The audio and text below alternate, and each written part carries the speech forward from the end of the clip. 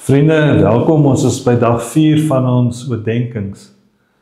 As ek en jy nadink oor Psalm 23, dan hoor ons dat die Here God is ook die gasheer. As ek en jy weer na die Psalm 23 kyk, juig die gelowiges, omdat die Bybel vir ons sê dat God vir ons 'n tafel in gereedheid bring, waarin ons bekers oorloop.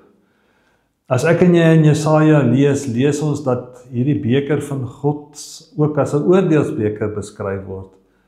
Maar in God se hand word hierdie beker, die beker van redding en verlossing. God se tafel is dan 'n tafel van redding.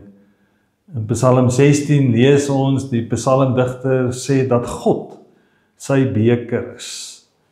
En 'n verklaring daarvan lees ons in die 83 vertaling, wat dit as volg vertaal het om te sê, die Here is my lewe. As God my beker is, verklaar ek daarmee dat ek in afhanklikheid van God leef.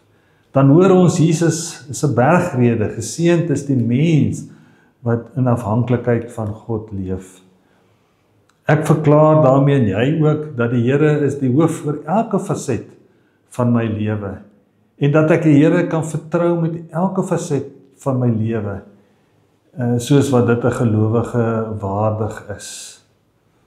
Psalm 23 wil vir ons sê dat die Here as redder vir ons by 'n feesmaal op aarde en in die hemel wil laat aansit. Ek en jy lees van die Emmausgangers se tafel, ontmoeting met God. En in hierdie ontmoeting met God lees ons, het hulle harte warm geword. Dink daaroor na dat jou tafel, waarop jy elke dag aansit by jou huis, is 'n heilige moment. 'n Moment van goddelike teenwoordigheid, goddelike heiligheid. God se sorg. Daarom dat ek en jy bely en sê, die Here laat my beker oorloop.